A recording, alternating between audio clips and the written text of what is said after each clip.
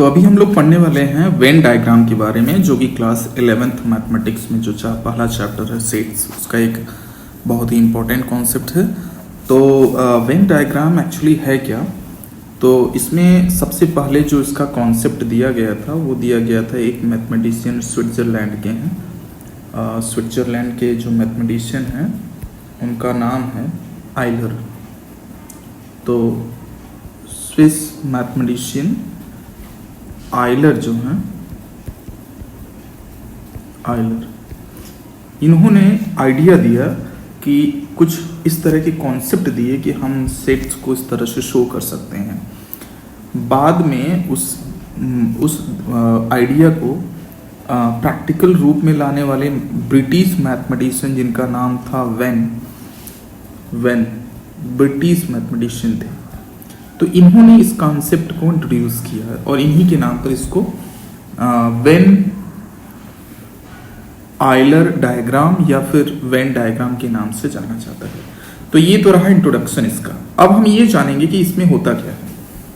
तो इसका concept start कहाँ से होता है कि फर्स्ट ऑफ ऑल इसमें लिया जाता है यूनिवर्सल सेट और दो सेट्स जिसको हमें शो करना होता है। तो मैंने यहाँ पर 3 सेट लिए, universal set A and B. तो ए एंड बी ये दोनों सबसेट हैं यू के, यानी हम ये कह सकते हैं इन दोनों के लिए ये यूनिवर्सल सेट है।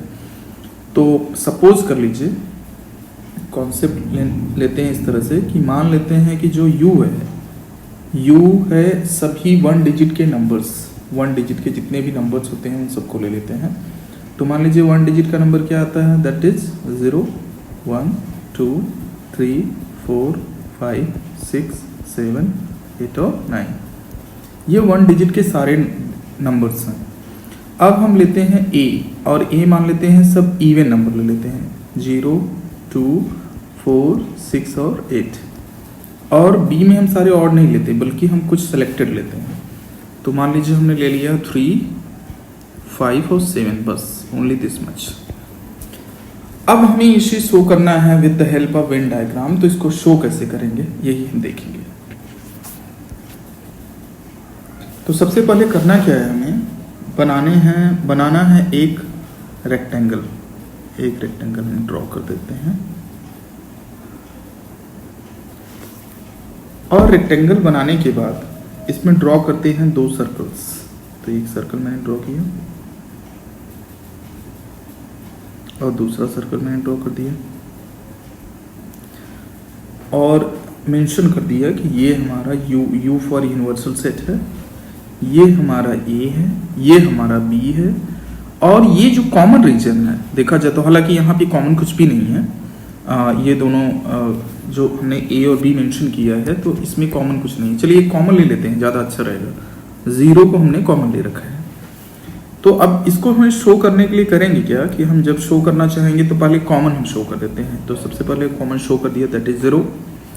अब बचा ए के कितने एलिमेंट्स हैं। तो ए के कितने एलिमेंट्स हैं देखा जाए तो ए के एलिमेंट्स जो हैं 0 को छोड़ दिया जाए तो 2 4 6 8 है। तो 2 4 6 8 को शो करना है तो हम ए के जो नॉन कॉमन रीजन है वहां शो करेंगे, 2 4 6 8। ये शो कर दिया ए का पोर्शन। अब चलिए हम देखते हैं कि जो पोर्शन है बी का, उसमें कौन कौन से एलिमेंट बचे हुए हैं अभी।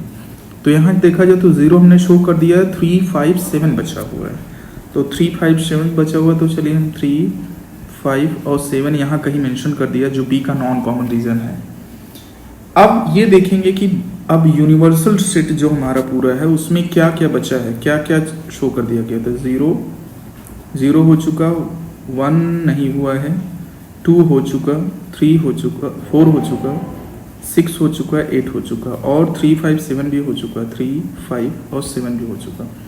इसका मतलब देखा जाए तो 1 बच गया है अभी और बचा हुआ है इधर आपका 9।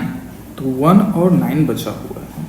तो इन दोनों नंबर्स को शो कहाँ करें, तो इसको शो करते हैं हम इस पूरे रेक्टेंगुलर रीजन में ए और बी को छोड़कर कहीं भी शो कर सकते हैं, चाहे जहाँ चाहे। तो हमने लिख दिया यहाँ 1 और यहाँ चलिए लिख दिया 9। बस this is the way of Venn diagram. तो वेन डायग्राम मेथड यही है।